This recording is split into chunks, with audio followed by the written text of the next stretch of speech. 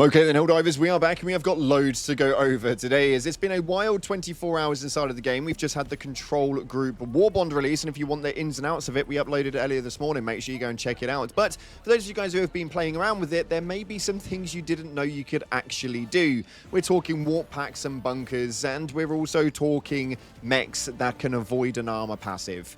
There's loads of fixes and confirmations happening from developers just recently, so we're going to dive into all the information that you guys need to know today. If you haven't already, smash that beautiful like button, subscribe with post notifications turned on, it'd be greatly appreciated. Check out our incredible sponsor, Instant Gaming, the platform where you can get your video games cheaper for PC and console with the best deals, offers, promotions, and discounts, all running up to 70% off on old and new games. Links in the description. And this is our winner from the latest Super Credit giveaway. If you guys want to get involved with the next one, it is very, very simple. Head down into the comment section, put in a purple heart for the Warp Pack. It's a celebration indeed, and it'll enter you in. We'll announce it in just a few days' time to get you that Warbond for free. Let's dive into Helldivers 2 and see what it is that's happening right now. So starting off, as you can see on this clip right here, while we were live over the last 6 hours testing everything out, we have had an absolute whale of a time with this warp pack. Mainly because you can do some really interesting things with it, such as jumping in and out of the bunkers. Now, this does work really well with the single-handed bunkers, because obviously you're able to open them on your own, so jumping in them will mean that you can just pick up the stuff that's on the inside. Now, on top of that, this is also working with the double-handed ones. So if you guys are wanting to get into any of those bunkers, they've now given you a way to be able to do it. Essentially, this, I think, was their compromise for being able to have a robot that pressed the button for you. Some of you guys that play solo primarily will have wanted a way to get into these bunkers, and now they've actually given it to you. So, yeah, no longer a need to actually press any buttons. But you can get in and out of these bunkers quite easily. It's definitely a good feature, and it was something that they actually intended on adding in. Loads of people have been speculating whether this was going to be fixed, patched, and well, taken out of the game altogether, and Alexis, one of the developers of the balance sector, actually stated, nah, that's by design to let you jump into the bunkers with the warp pack. So that's not actually going anywhere. It's a very nice addition, and one that a lot of you guys have been enjoying after we posted it up earlier on today. So yeah, I'm really happy with this one. It's definitely a good one for sure. Another one to talk about, though, is the Epoch. The Epoch is the plasma cannon that we've now been given inside of the Control Group Warbond, and this thing is pretty good, although there's definitely room for improvement, mainly around the spread of how it actually operates.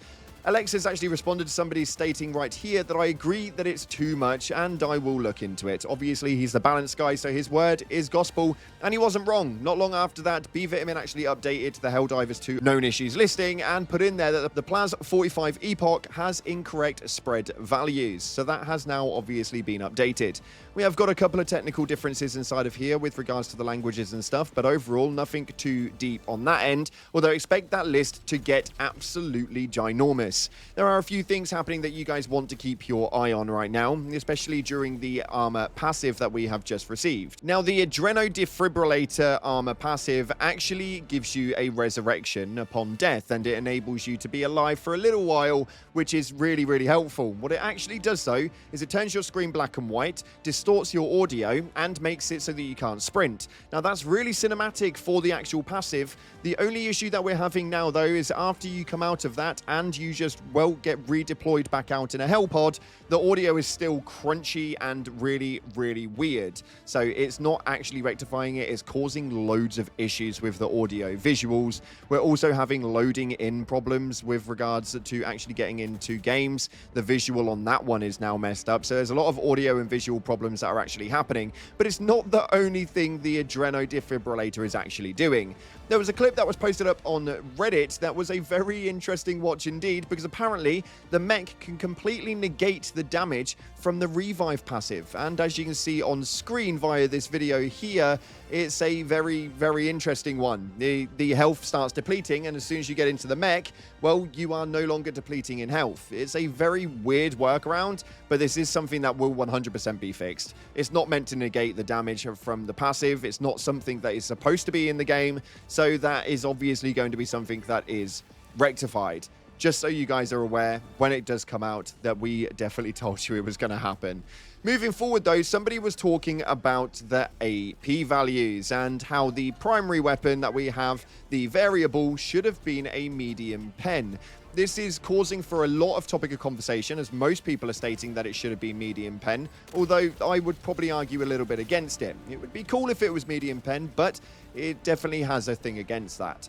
Alexis states right here, any weapon would benefit from having a higher AP. There's no debate here, but light AP is the baseline for primary weapons. Most of them are supposed to be used against small to medium enemies with a chance to hurt big enemies, but not very effectively.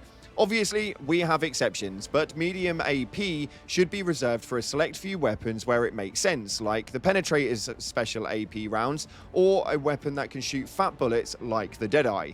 Now, it's been confirmed that this was all revolved around the knock gun, so it's kind of been given a little bit of a smaller round with around, I believe, 12 millimeters, and this means that it is going to be a light pen round. This also has 3 different variable options of an auto rifle, a shotgun, and a mag dump.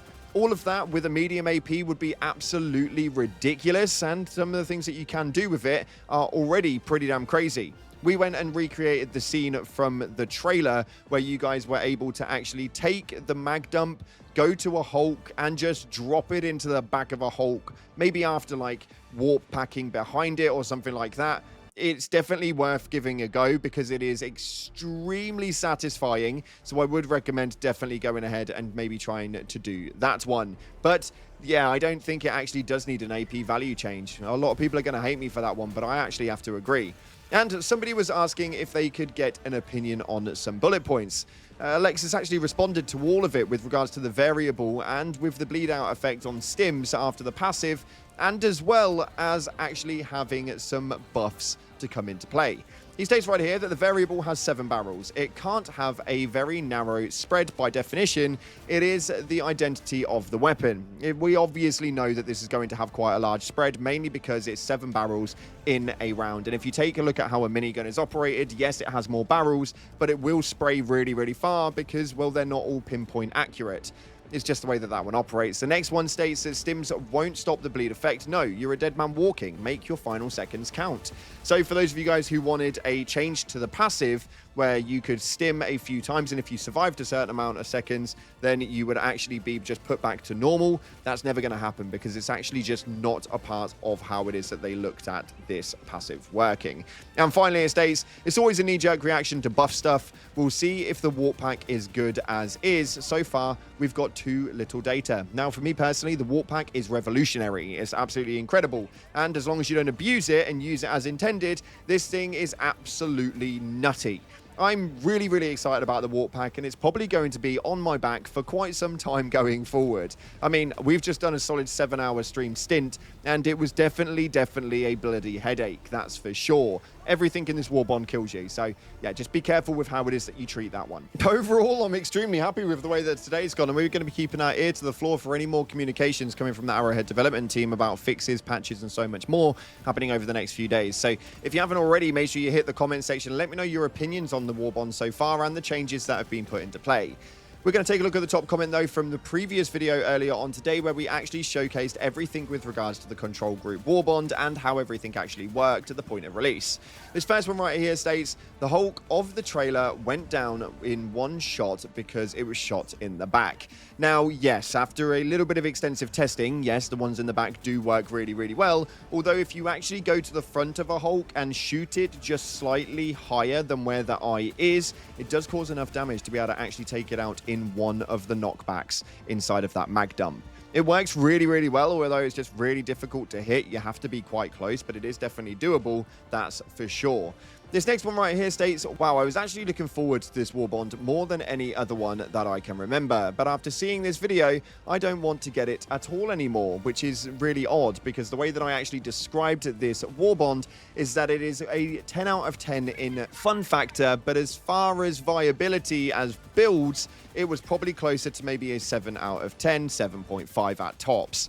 The viability is just not really there, but we are obviously testing out the Ministry of Science's experiments, so they are going to be a little bit unreliable. It's definitely worth getting hold of, and it's definitely an absolute blast when you start using it. This final one right here states, yep, the variable being light pen was kind of expected, but disappointing nonetheless. Also, with the last turret's short lifespan, I think there should be a simple switch attached to it to just turn it off so it doesn't overheat, alongside maybe an extension to the heat sinks. Now, obviously, having a switch on and off is not going to be a viable option, and even if they do have an extension to the heat sinks, it's going to be something that they're going to have to get data on and feedback overall. So if you do agree with the fact that the last turret is blowing up too quickly, well, maybe put it across in some bug reports or whatever it is that we are ending up doing over on the Discord and Reddit. It would be greatly appreciated, because I think after using it for a while, it's a great weapon. It just doesn't last anywhere near long enough. Nonetheless, so unfortunately, that's all we got time for today. This is your second video of the day, and we are now going to be getting back to the grind and getting that variable up to level 25. I'm really excited, so I'm going to get back to it. Enjoy the game. Thanks again for watching, guys. If you haven't already, like, subscribe, and as always, I'll see you in the clouds.